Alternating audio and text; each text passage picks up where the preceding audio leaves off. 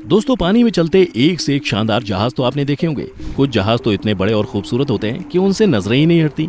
इन ships में बैठना बहुत से लोगों का ख्वाब होता है। इनका साइज इतना बड़ा होता है कि पूरे का पूरा शहर उनमें समा जाए।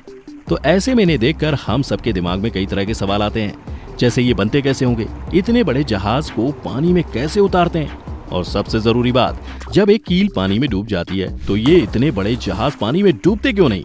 टेंशन मत लीजिए दोस्तों, आप बिल्कुल सही जगह आए हैं। आज इस वीडियो में हम आपके तमाम सवालों के जवाब आपको देंगे और साथ ही आपको बताएंगे कुछ इंटरेस्टिंग फैक्ट्स जो आपको हैरान कर देंगे।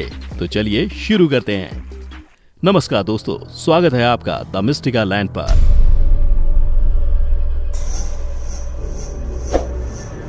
तो दोस्तों, सबसे पहले देखते हैं कि ये बड़े जहाज और क्रूज बनते कैसे हैं। अगर हम एक बड़े आलीशान जहाज को देखें तो साइज देखकर ही ये समझ में आ जाता है कि इसको बनाने में हजारों वर्कर्स लगते हैं, जो एक जहाज को बनाने में लगभग 2 से 3 साल का टाइम लगाते हैं। इसका वजन भी 1 लाख टन से ज्यादा होता है। आपको ये बात जानकर हैरानी होगी कि एक क्रूज शिप पर लगभग 8 से 8,500 लोग एक साथ सफर कर सकते हैं। दोस्तों, ये तो था बेसिक। अब देखते हैं मेकिंग प्रोसेस। वैसे कई कंपनीज हैं जो ये बड़े बड़े जहाज बनाती हैं, जैसे Hyundai heavy industries, Samsung heavy industries, Mitsubishi heavy industries, STX ship building, और इनके अलावा भी कई कंपनी हैं जो ये बड़े बड़े जहाज बनाती हैं। आज हम आपको मेकिंग दिखाएंगे कैसे मित्सुबिशी हैवी इंडस्ट्रीज ने बनाया अपना एडा प्राइमा क्रूज। सबसे पहले तो इतने बड़े जहाज को कहां बनाया जाए, क्योंकि अगर समंदर से दूर बनाया जाए तो फिर इतने बड़े शिप को समंदर में ट्रांसपोर्ट करने में दिक्कत आ सकती है और एक शॉट में अरबों का नुकसान हो जाएगा। इसलिए मित्सुबिशी ने इसे अपने नागासाकी के शिपयार्ड पर बनाया। समंदर के किनारे पहले जहाज से बड़ा एक स्पेस बनाया गया और फिर उसमें से तमाम पानी को निकाल दिया गया। फिर जमीन पर छोटे छोटे ब्लॉक्स रख दिए जाते हैं और उनके ऊपर तैयार किया जाता है शिप का बेस, जिसके ऊपर खड़ा किया जाता है 8 मंजिल का शानदार जहाज। जहाज का ये बेस हार्ड स्टील से तैयार किया जाता है। वैसे तो पूरा जहाज ही स्टील का होता है, लेकिन बेस का मटेरियल ऊपर के मटेरियल से थोड़ा हैवी होता है। स्टील मेटल यूज करने की वजह यह भी है कि समंदर के खारे पानी से लोहे या किसी और मटेरियल के खराब और कमजोर होने की संभावना रहती है। और चूंकि बेस पर सब कुछ डिपेंड करता है, तो पहले स्टील की मोटी चादरों से बेस बनाया जाता है और फिर दोबारा उसके ऊपर स्टील रॉड वेल्ड की जाती हैं और फिर उसके ऊपर से स्टील की चादर लगाई जाती है, जिससे बेस फ्लोर या यूं कहें कि नींव तैयार की जाती है। फिर स्टील शीट से ही जहाज की दीवारें बनाई जाती हैं और उसी से फिर कमरे, गैलरी, लॉबी जैसे स्पेस का बेसिक स्ट्रक्चर तैयार किया जाता है। इसी तरह एक एक करके स्टील की चादर और रॉड से शिप के सारे फ्लोर और शिप का पूरा ढांचा तैयार किया जाता है। उसके बाद शुरू होता है जहाज के अंदर का काम। शिप के अंदर स्टील की सीलिंग बनाकर छत तैयार की जाती है। फिर पूरे जहाज के अंदर बिजली की सप्लाई के लिए वायरिंग की जाती है। लकड़ी और शीशे से जहाज के अंदर कमरे तैयार किए जाते हैं। यानी यूं कहें कि बेसिक डिजाइन के बाद काम शुरू होता है जहाज के आलीशान और खूबसूरत बनाने का, जिसके लिए जहाज में वो सब कुछ बनाया जाता है जिसकी आपको जरूरत पड़ सकती है।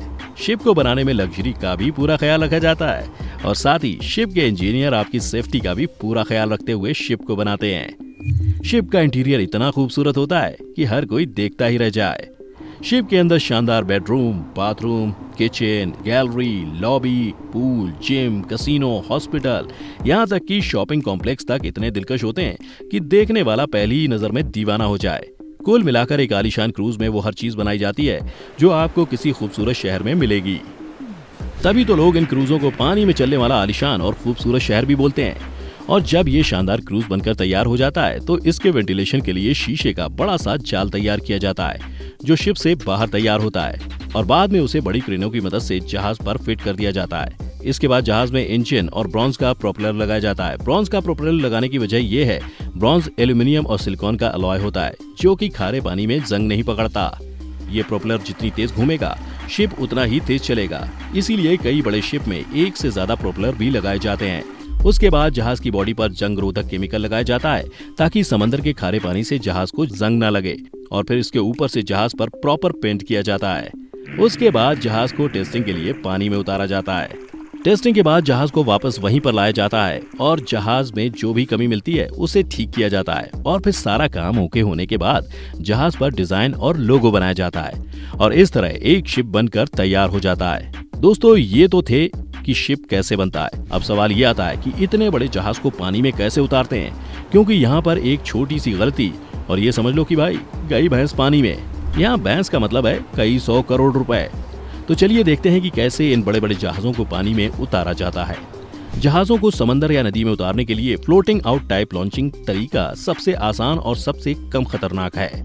जैसा कि हमने आपको शुरू में बताया था कि जहाज को बनाने से पहले समंदर किनारे जहाज से बड़ी जगह को खाली किया जाता है और फिर वहां उसे बनाया जाता है। तो इस तरीके में जहाज के पूरे होने के बाद उस जगह को वापस पानी से भर दिया जाता है और फिर उस पानी को समुद्र के पानी से मिला दिया जाता है। फिर जहाज धीरे धीरे समुद्र में आ जाता है।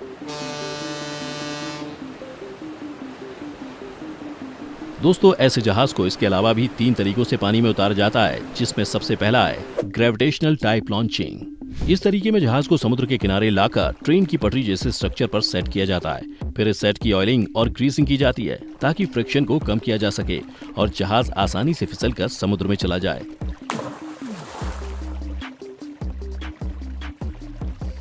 ऑयलिंग के बाद जहाज को सेट पर रखा जाता है और फिर जहाज फिसलते हुए पानी में चला जाता है। इसको ग्रेविटेशनल टाइप लॉन्चिंग इसलिए बोलते हैं क्योंकि यहाँ पर जब जहाज को सेट पर रखा जाता है उसके बाद शिप की लॉन्चिंग का काम ग्रेविटी खुद करती है। हालांकि जब ऑयल और ग्रीस पर फिसलते हुए जहाज पानी में जाता है तो जहाज के साथ अच्छा खासा ऑयल और ग्रीस भी समंदर में चला जाता है, जिससे समुद्र में काफी पॉल्यूशन फैलता है। Airbag launching. दोस्तों, ये है शिप लॉन्चिंग का सबसे सिंपल तरीका। इसमें सिलेंडर जैसे बड़े बड़े एयरबैग्स पर जहाज को रखा जाता है और उसे पानी में छोड़ दिया जाता है।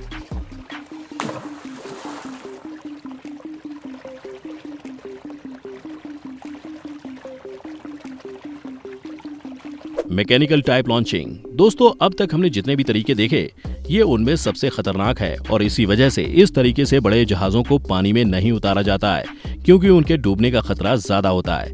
इस तरीके में ट्रक, क्रेन या किसी और मशीन की मदद से जहाज को उठाया जाता है और पानी में रखा जाता है। अब आप समझ ही गए होंगे कि सिर्फ छोटे जहाजों के लिए ही ये तरीका कारगर है। तो दोस्तों, अब आप समझ ही गए होंगे कि बड़े बड़े जहाज बनते कैसे हैं और बनने के बाद पानी में कैसे उतरते हैं। तो हमें कमेंट करके बताएं कि आपके हिसाब से कौन सा तरीका सबसे ज्यादा इफेक्टिव है। दोस्तों, अब हमें ये तो पता है कि पानी में इन्हें उतारा कैसे जाता है, लेकिन जब एक छोटी सी कील पानी में डूब जाती है तो ये बड़े बड़े जहाज पानी में तैरते कैसे हैं, ये डूबते क्यों नहीं है? टेंशन मत लीजिए, हम बताते हैं। ग्रेविटेशन की वजह से हर चीज धरती की तरफ आती है और इसी वजह से पानी में कील, गेंद या कोई भी चीज डूबती है। लेकिन फिर शिप क्यों नहीं डूबते? दोस्तों, यहाँ पर काम आता है आर्किमिडीज प्रिंसिपल, जो ये कहता है कि जो भी चीज हम पानी पर डालते हैं जितना उसका वजन होता है उतना ही पानी वो सतह से हटाती है। अब दूसरी चीज ये है कि जब कोई भी चीज पानी में जाती है तो उसका वजन कम होना शुरू हो जाता है। ऐसा इसलिए होता है क्योंकि ग्रेविटेशनल फोर्स तो उस चीज को नीचे खींच रहा है, पर एक दूसरा फोर्स जिसे हम बॉयंट फोर्स कहते हैं वो उसे ऊपर धकेल रहा है। आपने अक्सर देखा होगा कि कुछ चीजें पहले तो पानी में डूब जाती हैं पर फिर वो ऊपर आ जाती हैं। ऐसा बॉयंट फोर्स की वजह से होता है। इसके अलावा कोई चीज अगर अंदर से खाली हो तो वो भी पानी में तैरने लगती है। अब यहाँ पर काम करती है डेंसिटी। ज्यादातर जो जहाज होते हैं वो साइज में तो बहुत बड़े होते हैं, पर साइज के मुकाबले वजन बहुत कम होता है। जैसा कि हमने आपको बताया कि जहाज एल्यूमिनियम से बनते हैं, जो कि बहुत हल्की धातु होती है। जहाज इस तरह बनाया जाता है कि उसकी डेंसिटी पानी की डेंसिटी से कम होती है और नीचे वाला हिस्सा बिल्कुल खाली होता है और वो अपने वजन के मुकाबले अपने आकार के हिसाब से कम पानी हटाता है और पानी में तैरने लगता है। आसान तौर पर समझने के लिए आप एक ही आकार की 2 गेंद लीजिए, एक लोहे की और दूसरी रबर की। जहां लोहे की गेंद में लगभग आधा से 1 किलो वजन होगा तो वहीं रबर की गेंद खाली होगी और उसमें 200 से 250 ग्राम वजन होता है। और इसीलिए जो रबर की गेंद होती है वो कम पानी को सतह से हटाती है और पानी के ऊपर तैरती है।